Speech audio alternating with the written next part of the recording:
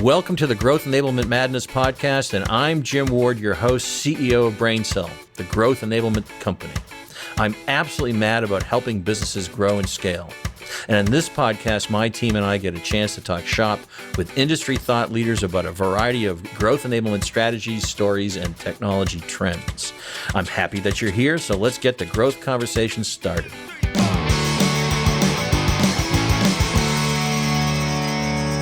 Hi, everybody. Welcome to the Growth Enablement Madness podcast. And I'm getting madder and madder about getting growth out of companies. So we really want to grow businesses both by revenue and by scale and efficiencies. And we're back again, and we have a fantastic guest. But before I introduce that guest, I want to introduce my colleagues, Allie Lippman, who is one of our AEs here, who's an expert in the CX side of the house, customer experience. Allie, say hello to the audience. Hello, audience. That's it? No, I'm just so excited to be here with Dan today. But yeah, as Jim said, I focus on growth enablement technologies on the CX side of the house. So I help businesses choose and implement tools that are going to help them scale with their growth. Remember, we haven't told anybody who the guest is, and you already gave away a little bit. So sorry. The first name is Dan. And we also have with us Brian Anderson, who's our content manager. Brian, say hi to everybody in the audience. Hi, everybody in the audience. Man, It's like Brian is pulling teeth. Yeah, it's like pulling teeth. Brian's like Eeyore a little bit. You think he's a little bit like Eeyore? He's kind of an Eeyore-esque. A little bit, but he's a rock and roll guy. My only focus is to make sure you look good on this podcast. That's all I got to care you know about what? right That's now. all I care about too. Thank you very much. All right, so let's introduce this guest who I've been waiting months for because we're very excited and we're graced to have him. His name is Dan Tyre, and he's with HubSpot. Hey, Dan, how you doing? Hey, Jim. Nice to meet you, Brian, Allie. Hey, love Dan. it. Thanks for inviting Thanks me. for coming. This is very exciting because I don't think we'll have any problems with our conversation today. You're a very conversational guy with lots of great thoughts. I want to mention up front, though, you also are the author of a book that we are reading in depth, which is called Inbound Organization. Look at that. Yeah. Keep that up for the next 45 minutes. Don't let that's awesome. My I Yeah, didn't go I to know. the gym today. My keep arms are that up. getting tired. It's a heavy book, man. Put a little stand there on the side. And I'm a co-author. I did it with Todd Hockenberry. He's the best co-author in the history of books, right? We spent hundreds of hours working on this book and never had an argument, right? In like 3 years, we never had an argument. It was amazing, right? Because as you notated, I'm a little bit of a big energy kind of guy. I got lots of experience, done a lot of stuff at HubSpot before that. And Todd is a strategic thinker. He holds 3 patents in lasers, right? He's like a scientist, right? And he used to make fun of me, right? Not like serious fun, but he's like, you live in the HubSpot bubble. Right. And it was very instrumental in keeping us grounded for growth for the average industrial manufacturing company. So, folks, this is going to be a great podcast, and really listen closely because Dan's going to have a lot of thoughts and ideas about being an inbound organization, how it will help you grow, how your company will actually be just a better company.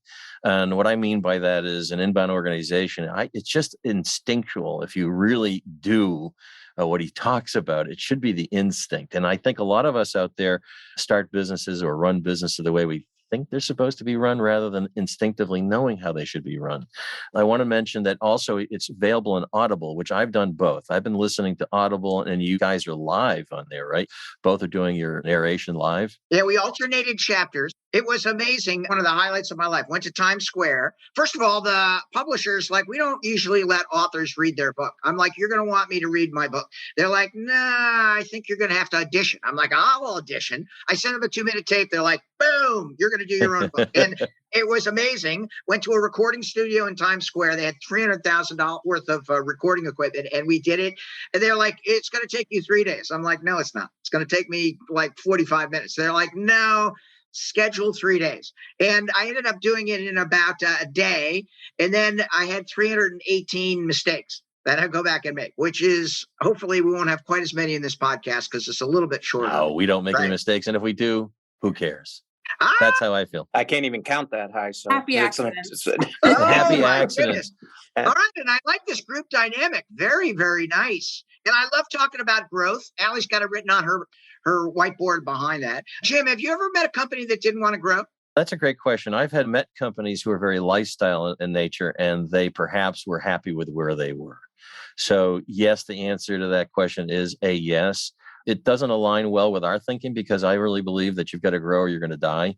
You've got to continue to improve consistently. And there is no such thing as perfection. So forget about perfection. Just continuously improve. That's been my perspective. I think that's right. First of all, globally, the only geographic region that I've seen that is not intensely focused on growth in most cases is Italy, right? We'd be like, do you want to grow? And they're like, maybe. But in a timely fashion, right, in an economic downturn, right, I've been blessed to be a business person for 45 years. I've got all of this experience in selling into 3-4 recessions, right? And growth moves to the forefront because sometimes, right, your best customer leaves or goes out of business, right? And then growth is just getting back to normal. I think you're going to see that over the next few years, a little bit of different economic environment where federal stimulus is not as apparent, where you're going to continue to have a little bit of supply chain issues. You're going to have fluctuations, right, in availability of capital. And it's going to be a much different market in which you're going to have to adopt strategies to grow. That's interesting because you and I both have the gray hair. Well, I can't see it on you. Yours is short, but I've been through the late 90s recession, the 2000s recession, and had to manage businesses through that. And you can't let recessions be a reason for not growing. You have to take the bull by the horns. You have to figure out how you're going to grow. And really, that's a lot of the things that we do here with clients. We work on their data to help them to understand where their growth might be. But, maybe I could just step back for a second. What does growth enablement mean to you, Dan? Growth is a pretty hot topic, and it's a little bit different now than it was in the past. Growth used to mean revenue growth, customer growth, right? And sometimes it's still that, but sometimes it's gross profit growth, right? Sometimes it's retention growth. Sometimes it's profitability growth. And one of the differences, you're 100% right. Back in the 80s, we just wanted to grow, right? What I learned very early is growing revenue doesn't necessarily equate to having better customer satisfaction, having a better run business. And then sometimes fast-paced growth, right, can really be a hindrance to creating a good customer experience, right? So growth today means defining the best way to build a sustainable competitive advantage. And it's a little bit different for everyone. That's why an outside view, working with an organization that really understands growth, who can come in and take a look and assess your current situation, make recommendations, right, of the best way to approach it, right? PayPal, the big payments firm that owns Venmo, announced at the beginning of the year, they're like, no, we don't want to grow any more customers. And I'm like, excuse me? I was amazed. They're like, no, what we want to do is we want to grow the relationship we have with our current customers. I'm like, wow. That was the first time I had heard a major multi-billion-dollar company understand and pivot around the new growth metrics. And part of being a business person in 2022 is we always look at the data, right? Which is 100%. That's part of being an inbound organization. The data doesn't lie. Right? In the old days, we went with our gut. We're like, no, I think we need to do that. Today, if you do that, you'll get skewered. Oh my goodness. Today, you got to look at the details. You got to understand what to measure. It's got to be easily accessible. That data becomes your guidepost for a great customer experience. Couldn't agree more. And just to say it, we're, of course, again, like I said, we're reading your book. I had already listened to it. By the way, for me, listening and then reading increases comprehension significantly. And so it allows me, and we do so many chapters a week in this book club we have, and then we bring it out to the rest of the group. Well, I want to just give myself a little bit of credit because Allie's in my book club, and she said to me, what, Allie? I said, oh, you've read this before, Jim. We must, because so many of these ideas are how he runs the business. So I just assumed that he had read it before. And so I'm very I get proud that a lot. of It makes a lot of sense because you were inbound before you and I ever met. Right? You had the core values of being an inbound organization even before you heard the term inbound. And we see that all the time.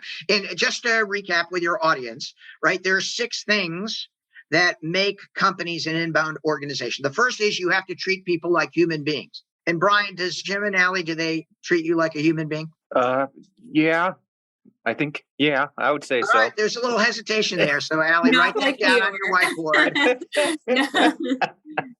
Of course they do. And you would think in 2022, you wouldn't have to remind people to treat people like human beings, but nothing is further from the truth, right? Like everybody's always shaming and everybody's got an opinion and there's all this stuff going back and forth. Everybody's constantly under attack. And that's not the way we've grown up as business people, right? So reminding people that it's humans, before money, right, is a core component of the inbound organization. And like you would never say the same thing to Allie, same thing to Brian, same thing to me if we were at a barbecue, right? But people send the same stupid email to everybody without regard to customization and personalization. It just doesn't make any sense.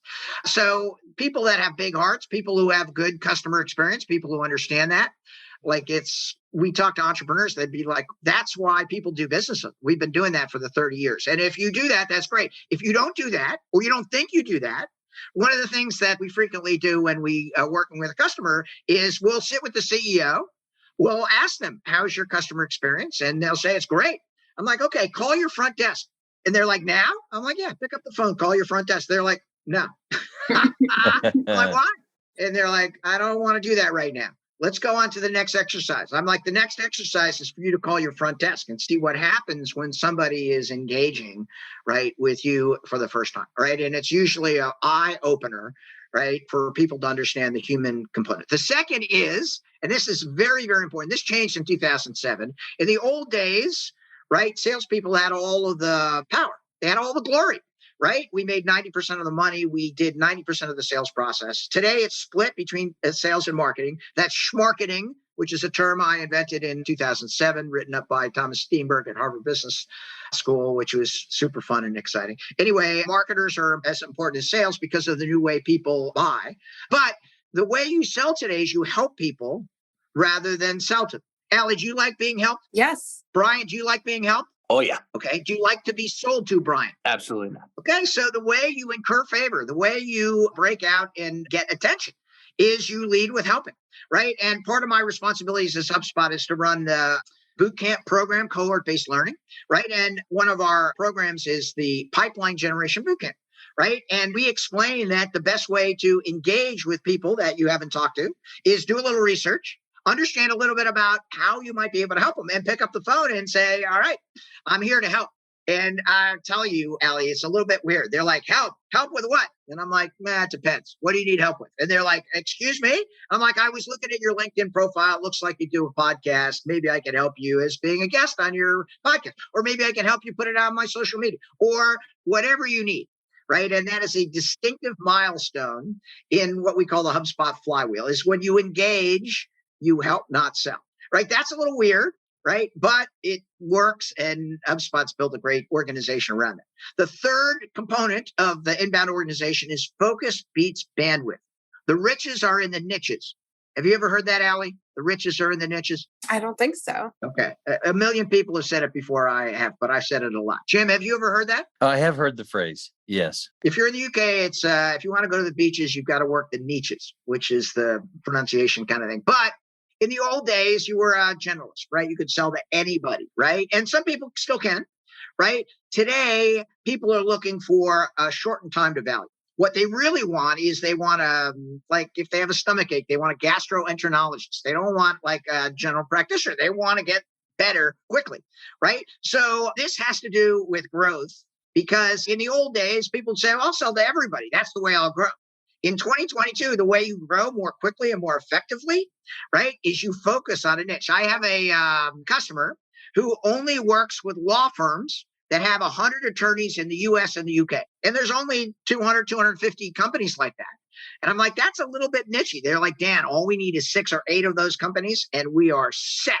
And what happens is that if you get really good in that niche, right? If you're focused, you know the vocabulary, you know the seasonality, you know what they define as success, you know all of the utilization metrics, you know all of the data, right? You become the expert as it relates to the way in which people will find you, right? So that you are the definitive go-to person in that particular area. And the unanticipated process is that it helps you grow more quickly, right? Those riches in the niches is awesome. And then solve for the customer. That's not always easy. Solving for the customer is critically important, right? And customers are different phases when they engage with you, or prospects are in different phases. Some people just want to understand, are you a good fit? Some people are moving into a consideration phase. Some people are looking for a decision phase. And all of that, super important. Allie, you're going to like this. The fifth foundation of an inbound organization is customer experience is your only competitive advantage. How do you feel about that, Allie? I agree. Allie, what do we talk about? What did we talk about? I always tell our team that really there's a lot of things that other folks can do, but the thing that they can't do is offer the customer experience that we're going to strive to offer, consistently working on customer experience. So I couldn't believe in this more to my core. So HubSpot's been talking about this for a couple of years. In the old days, let's say the turn of the century, 22, you bought because of a product feature, right? When I was selling enterprise software, people would say, oh, you could do this. This company can't do that. I'll buy this one. Today, development is accelerated so quickly. Everybody has the same product features. And if we don't have that product feature, we're going to have it in 6 months if that's important to that client set. And if you're focused on that particular niche that we talked about earlier, right, you should understand and engage. You should understand the places those people hang out. You should understand the trade associations that they work with. You should understand where they congregate. And they should see you over and over and over. Right. And then they have to determine, are they going to work with you or are they going to work with somebody else? If you're like, no, we only focus on this particular segment. And if you're like, our competitive advantage is our customer experience, and then you live that experience with being human, being personable, offering to help, right? It pays huge dividends, right? People scale very, very quickly, right, by focusing on that customer experience. And you can always catch up with the technology. That is a huge difference just in the last 2 years, right? And then finally, data yields the best decision. If you're not tracking the right information, you're at a huge disadvantage. There's lots of people who try to track it, right? It has to be easy to track. It has to have the right attribution model. You have to be able to see the data very, very quickly so you can draw that correlation, so you can quickly pivot to provide the prospect or customer what they need. It's another advantage of working with a specific customer set. And my experience is entrepreneurs always get a little squirrely when you say, no, you got to focus on it. And they're like, I don't want to say no to a customer. I'm like, okay, you don't have to say no to a customer if you can be opportunistic. But as you're doing your outreach, as you're defining your plan for growth, doesn't it make more sense to go after 5 companies that are somewhat similar so that you understand the pace, so that you're managing the account-based marketing effectively, so you understand the vocabulary, right? When Todd walks into an industrial company, right, he has 3 patents, in the first 3 minutes that he's a manufacturing guy, right? That's just what he's focused on the last 35 years. And it becomes incredibly apparent that if he's in a competitive situation, that's what's going to work.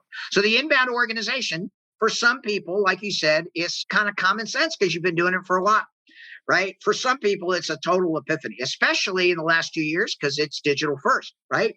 It's pretty interesting. What percentage of people do you think know about the inbound revolution? I'm going to shoot low. I'm going to say it's about 30%. Okay. You're high, right? I'm high. I don't know if you're high. Wait a minute.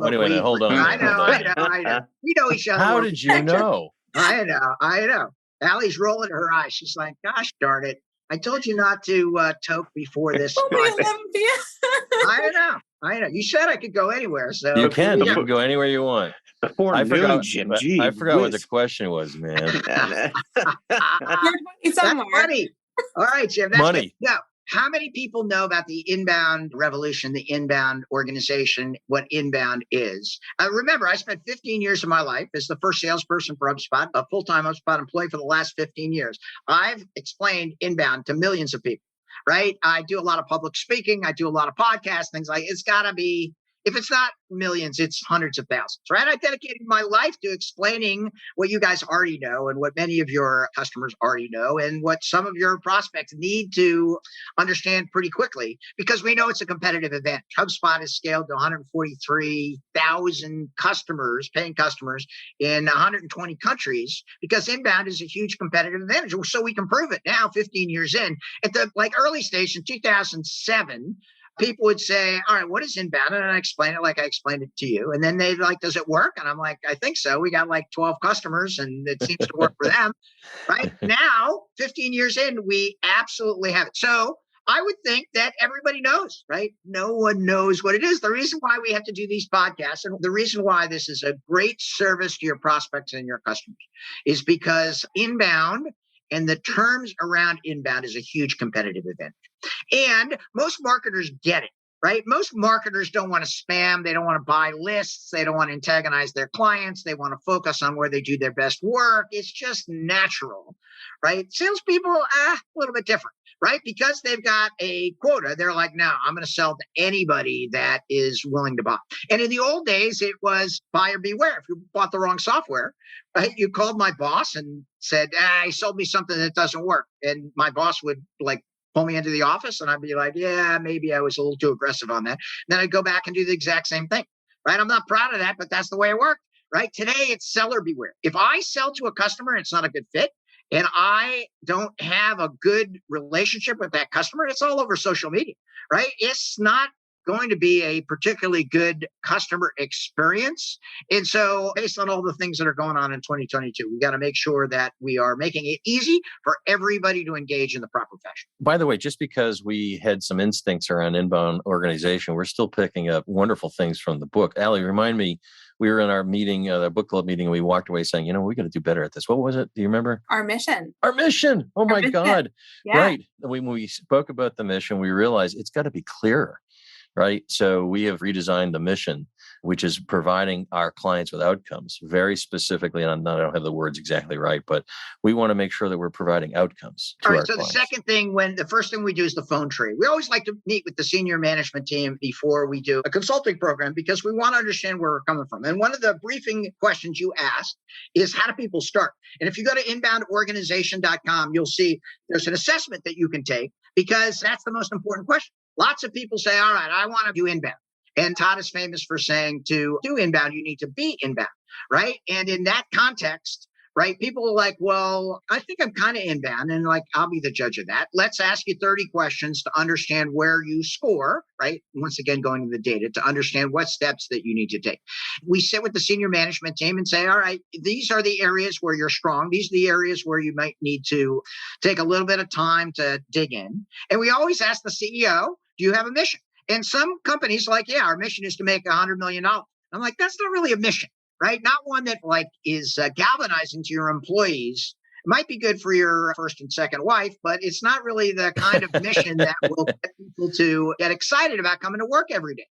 And the CEO is traditionally, they'll say, no, they all know the mission, right? And we're always skeptical because we've done it a while. And then we ask people, what's the mission? No one has it. No one knows it. The CEO takes the little thing out of his wallet and said, this is the mission. And it's like 14 paragraphs long and you need a little, like, you got to really dig in. HubSpot's mission is to help millions of small businesses grow better, right? And it's easy, it's quick. And we have this thing called the M Spot, right? Which we talk about. Brian Halligan, the CEO of HubSpot, Dharmesh Shah, co-founder of HubSpot, Lori Norrington on our board of directors, all contributed to the book and amazing, right? And we asked them, well, why did you come up with this M Spot format? And they're like, everybody needs to know the mission, which is true.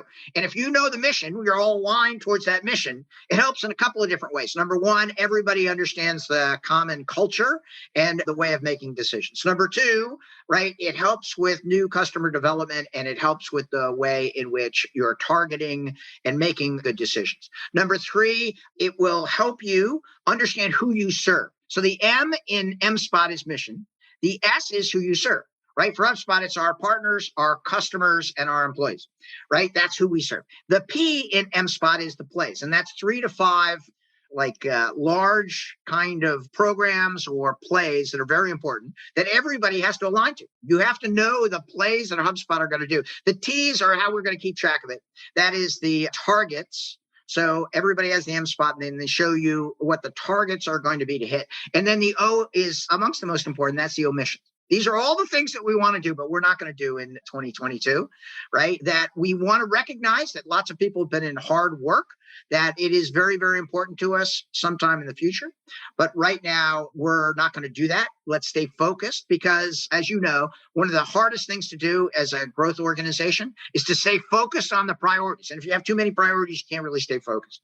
Therefore, those omissions honor the folks who say, none of this is important, but allows people to stay focused on the most important things to hit those targets. That's great.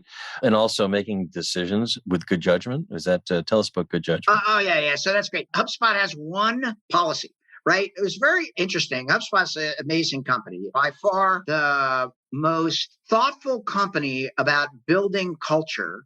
We have culture code. Just go out and Google HubSpot culture code. I think it's 147 slides.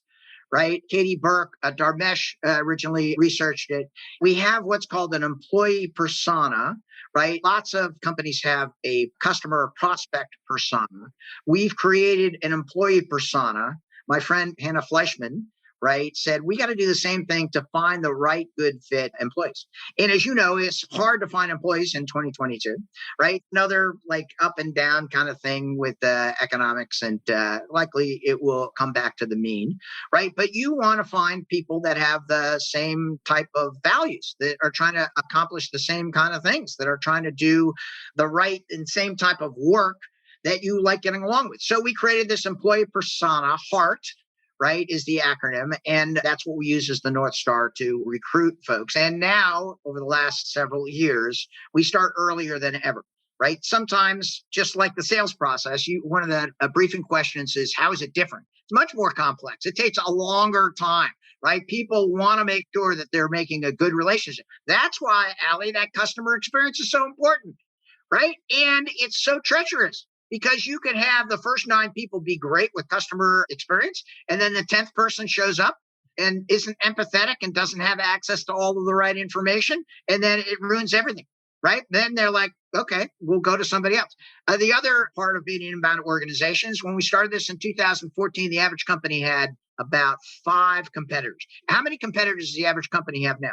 Oh my gosh, everybody's a competitor at this point in some way or form. Yeah, the statistics from HubSpot Research is about 44, right? In 2021 was the last year that we've got 44 competitors, which is amazing, right? In the old days, you stuck around with somebody because, yeah, there were a few options, but then today, right, the reason why customer experience is so important is because you really have to have customer engagement. You have to make sure that your customers appreciate you, that they're back to the website on a regular basis, that you have special kind of programs specifically for your customer, where you are focused on the right kind of engagement, where you make them feel appreciated, special value. You have special webinars just for the customers, no charge programs. HubSpot has our Bootcamp Academy that we teach all of our customers and at no charge. And if you took these programs live, it would be very expensive, and we don't charge on purpose.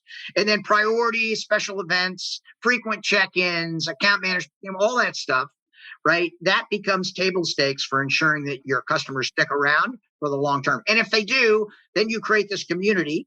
The community aspect of that is ensuring that you are getting your best customers to explain their customer experience. Because Allie, you could explain the customer experience, and I bet you do a damn good job, right? You work with it all the time, right? You know what it is. But Brian might be a little skeptical. He's like, yeah, but she works for the company.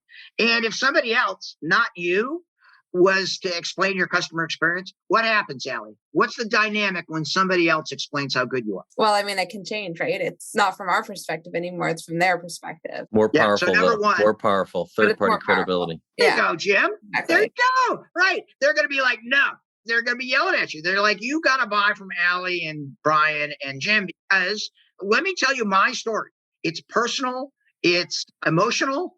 It's lending you the credibility that you can never have, right? So we call that the HubSpot flywheel, right? The flywheel has the customers at the center. And at the center of your flywheel with your customers has to be your community. And so a lot of the things that we talk about in customer engagement is really community engagement, where we spend a lot of time thanking and keeping people abreast of all the great stuff that they need to know so that they can be current, so that they can grow their business, so that they can scale along the lines of the inbound organization. And if you really think about HubSpot's success, it isn't just the product. It isn't just about the innovation. And by the way, we met Dharmesh in 2008, and he came and spoke for us back in the beginning.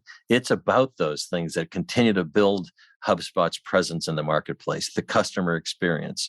And even though it may be difficult to hire people today, when you have a great culture and it becomes known to the audience, you make it much easier to hire folks because they want to be a part of that culture. I know a lot of folks at HubSpot have been there for years, so the turnover is low. I like to emulate HubSpot in many ways because it's such a very smart, well-run organization. Let's just pause there. That was awesome. I got to say thank you. First of all, that's by design, right? Dharmesh is like the Dalai Lama, right? And having been there for 15 years, I get so much more credit than I deserve. I'm just smart enough to have not get fired over that time. And when we first started at HubSpot, that was by design. We're like, okay, anything a big Fortune 500 company would do, we're going to do the exact opposite. We're going to be people oriented. We're going to be focusing on our employees. We're going to give lots of stuff away. I now work for HubSpot Academy. This lady, Courtney Sembler, who's amazing, right? Always leads with empathy. I'm a huge fan, right? In the marketing department. First 14 years, I was in sales, right? Which moving to marketing has been very, very eye-opening because I think marketers embrace the inbound culture a little bit more than salespeople, right? Because the makeup is a little bit different, right? Inbound sales, still very vital. But at the very beginning, right, Dharmesh and Brian used to say, no, we want to build a culture where our grandkids can be proud of. And shoot, I am so excited because now Yamini Rangan, who is our CEO, right, a brown woman running a $1.4 billion tech company, right? How often do you see that, right? A women run HubSpot. Amazing. Right? Stephanie Culpert and Kate Bucher are CFO. And I think the statistics are diversity statistics, which, by the way, Katie Burke, our chief people officer, has been publishing for the last 5 or 6 years. So they're in the public domain, lend themselves to understanding how to grow a modern company. And everything I learned before 2007 went out the window. Everything that I focus on and advise and talk about now is the post 2007, because it's somewhat easy to talk about, right? It's harder to implement, right? Especially when you're under the gun to scale and scale quickly, which is where we are now. And so giving away all of this information, helping companies scale, all of our software starts at free, right, is one of the foundations of HubSpot Scale. And again, part of the emulation, we are also a dominant female-run company. I am the only man on the leadership team. And I would say the population of the company is probably 60 to 70% female. So women are better at life than men, right? Honestly, I believe that 100%. Yeah, you should see my wife. I'm basically a 9-year-old. She does all the thinking and heavy lifting and coordination, right? Amy Tyre, you should have her on the podcast. She's the person who... we'll have to have her next then. Amazing. Intentional. She's a transformational coach, a yoga instructor, all this kind of stuff. But when we talk about the inbound philosophy, just like you said, no, this is like we've been practicing this.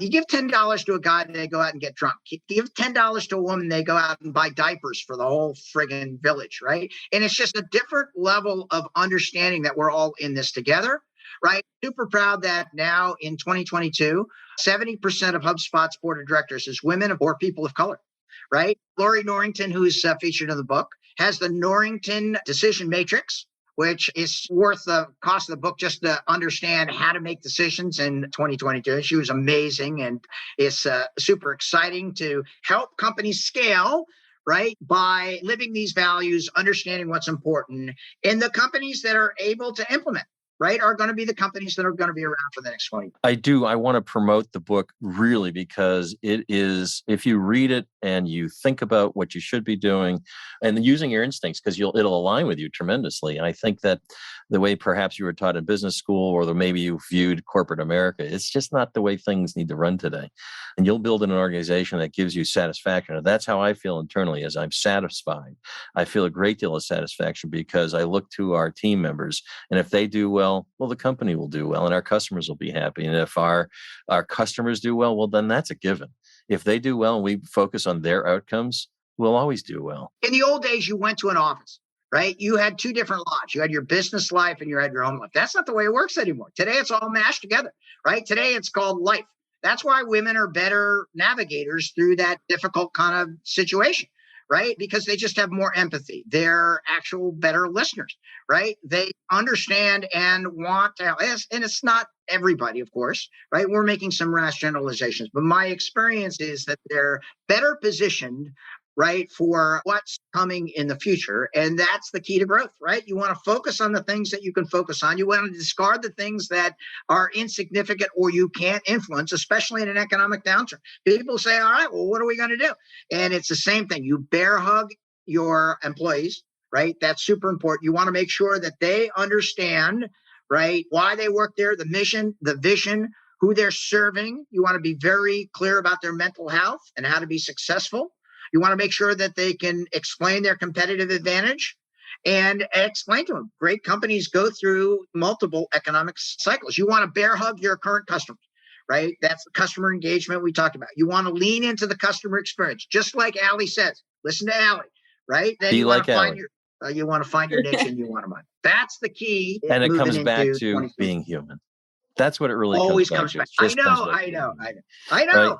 I know. But what does that mean? How do you implement it? That means your phone tree better work. That means you better have chat on your website. That means you help not sell, right? And the great thing about the book is that we've broken it down in a way in which it's easy for people to understand. And sometimes they go, like, what do you mean I need to have chat on my website? How is that being human?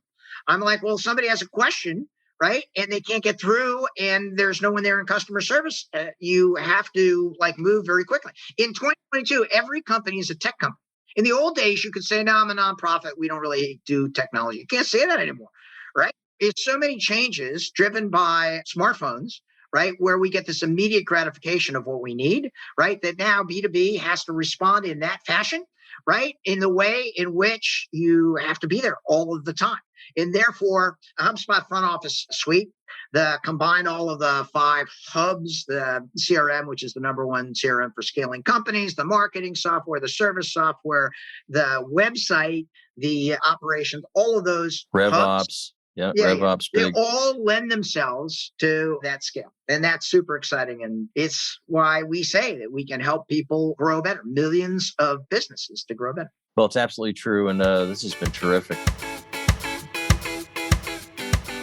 I think we're moving into our techtainment section, of which you are not prepared for, Dan. We're going to ask you some questions just to get you to know you a little bit better before. I know that you're a busy guy, but Allie, do you have a question for Dan? Yes, I do. Dan, what's the best compliment you've ever received? Thank you for being quiet, Dan.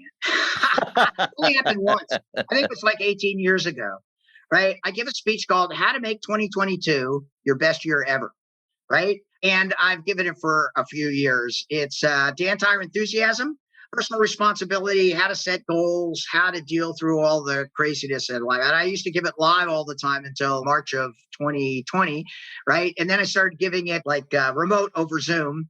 And one of the techniques is I tell people to get a highlight reel or an SSP. And Brian, do you know what an SSP is? Glad you asked him. I wish you asked somebody else. Yeah, I don't know. No way you would know. It's called the shameless self-promotion file. And Allie, do you have a file in your email, like a folder in your email where all the nice things that people say to you? No. Okay, get one. Call it ALSSP. People are always sending me nice emails, like incredible compliments, right? Amazing. And I just started keeping track of it because I'm a little narcissistic and because when I was feeling bad and I read them all, I'm like, wow, did I really do that? Oh my goodness. And one of the techniques is there's so much negativity in the world. Oh my goodness. All of these things with global pandemic and war in Ukraine and political instability, all that kind of stuff, right? We got to stay focused on the things we can control. And one of the things you can control is your outlook and attitude, your mindset and attitude. And as a relatively reasonable human being, sometimes I get down, go right to my SSP. Right? Oh, I remember when John Johnson said this. Oh, I remember when Giuliani said this. Oh, I remember when this person said this. And all just gets me all pumped up and excited. And it's one of the 5 techniques to stay on top. Great idea. Yeah. Positive mental attitude. Yeah. Mindset and attitude. Jedi mind training, I say. Jedi mind training. You got that, you'd be okay. Brian, what do you got for a question?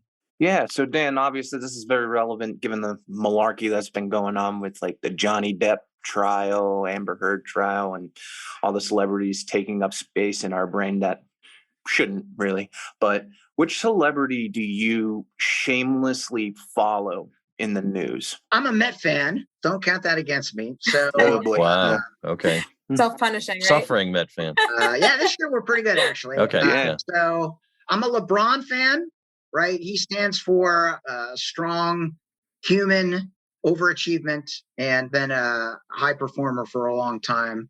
I'm a big Dharmesh fan, right? I'm not just brown nosing. Dharmesh is an extraordinary person that I've been.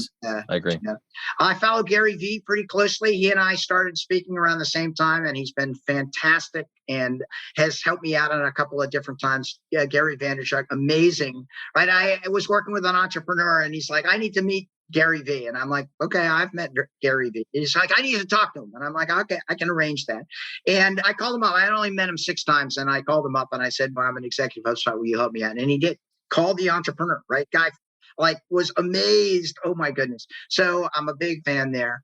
And I like people who are typically uplifting, right? Supportive, right? Like life is hard, right? We got to make sure that we're reminding everybody that we talk to, right? That is our personal responsibility, right? To control what we can control, discard the other stuff. It's so easy to blame. And there's a scientific basis for why the world has gone a little wacky, which kind of happens when we're not social animals. There's a great article in the Atlantic about why everything is so weird. And I think that's what it's called. Why is everything so weird? And I'm doing my little part to try to change it. Well, I'm going to mention this to you, and you can put this in your SSP. Is that what we called it, SSP? Yeah. Shameless self-promotion. Every time I've ever spoken to you, you are a truly joyful person. Oh, that's so And nice. I want you to know that. I mean that. You're truly joyful. I always get off the phone and I'm always uplifted. So that's what you spread. And Unbelievable. All right, can you call my kids? They don't see it the same way. Well, they will. They will. And He it's funny. make house calls. By the way, there's a lot of things. Exactly. A lot of the things in your book, we like they ask, you answer, we ask, right? Awesome. Unbelievable. Right? Yeah, amazing. Yeah. And Dharmesh, who I've just enjoyed every time I've ever met him as well. So my question for you, would you rather win the lottery or live twice as long? Okay, so I've already won the lottery. The good thing about being 64 years old and working for HubSpot is I know how the story ends, right? And just like everybody else, when I was a young adult, I had imposter syndrome. I didn't know what was going to happen. I didn't know how it was going to. I was always uncomfortable. Now I'm like halfway through my business life, right? And I've seen a lot of stuff. And I was different now. It accelerates a lot more. It's harder. It's so much harder being a young adult now, Allie. All these old guys who say, oh, in my day, they're just like, they forget, right? They don't understand, right? What it's like being in like a young adult in 2022. But like I've been married for 34 years to an unbelievable woman. I got 2 socially responsible kids. I live in a purple house. I got a great dog by the name of Stinson. I got plenty of dough. I can do anything I want. I work for the greatest company in the world. Oh my goodness, right? So I don't know who would play me in the Dan Tyre movie. Who would play you in the movie of your life, Jim? Oh, for me, it's got to be, who would it be? Well, let's go with Robert De Niro. He's a little older than you, right? Not that much older. You and I are probably there's the same. makeup. That's true. If you saw The Irishman, he ratcheted back to the like. That was all CGI. I mean, I've been married 33 years, so you and I are in the same sphere of influence. 33 years for me, yeah. Yeah. It is possible. You just have to marry the right person. You got to understand that it's going to change, right? And you got to lean into your relationship. Anything that you take personal responsibility for, and if you really want to do it, the way we solve problems in 2022 is we start with the goals and work backwards. I always wanted to be married for my entire life, and so my expectation is that'll happen. Yeah, right. And you have to. And the key is leaning into the relationship. My son gets married this weekend, and I am a co-best man. So one of the things I'm going to talk about is leaning into the relationship, because it's not always in life and business. It's not always going to be ups. It's going to be ups and downs. You have to manage those ups and downs. But ultimately, if you know where you want to go, it'll end up, just like the stock market. Right. So wisdom comes with that. Yeah. Hey, so we're nearing the end of this. I want to make sure we understand your role at HubSpot. What are you doing at HubSpot now? I'm an inbound fellow, which carries a lot of weight over in the UK. I guess a fellow is different in the UK than it is in the United States. Yeah, I work for HubSpot Academy. I'm responsible for future of group learning at HubSpot. It's been amazing because I work for a great boss, and it's a pretty challenging coordination of understanding how to create that community. It's been super fun. I got 5 jobs outside HubSpot. You can go to www.dantyre.com. I run a mentor program for people who need a mentor in their life. I speak. This is the 28th time this year that I've either done a podcast or a public presentation. I used to go on the road all the time. Now it's a lot of Zoom stuff.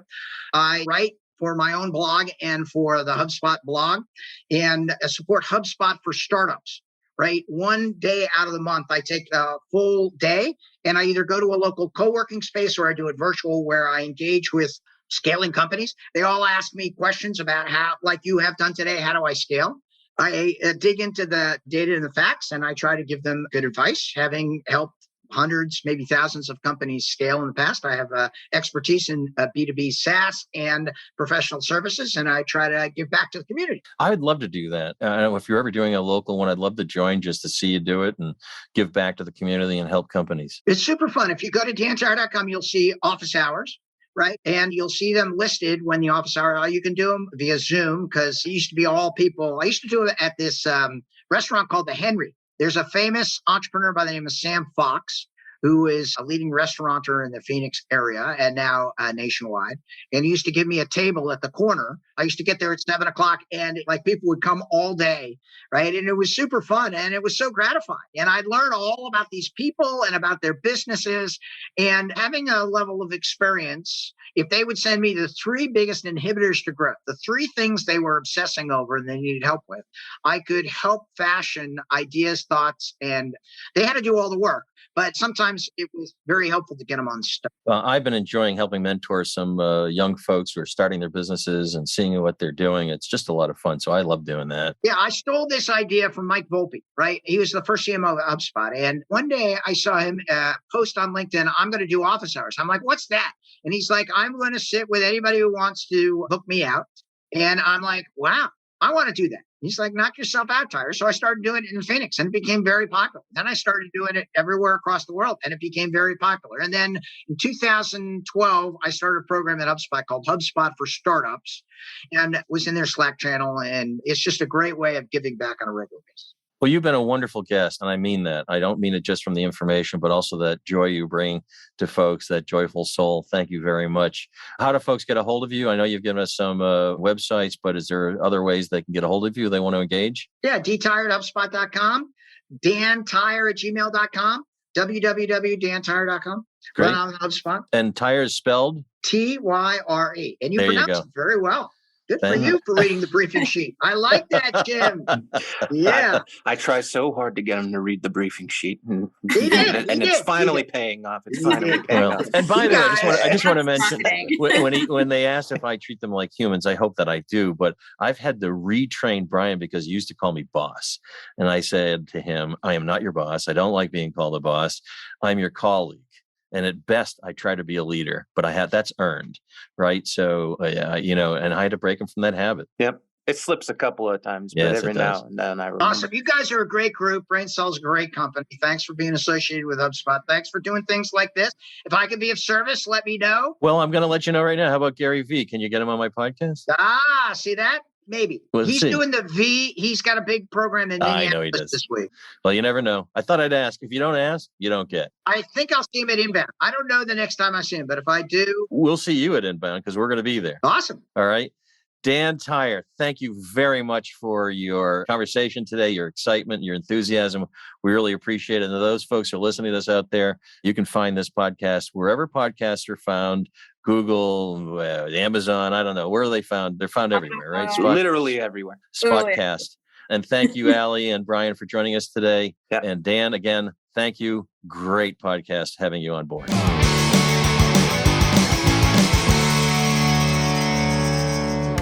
Thank you for listening to this episode of Growth Enablement Madness podcast.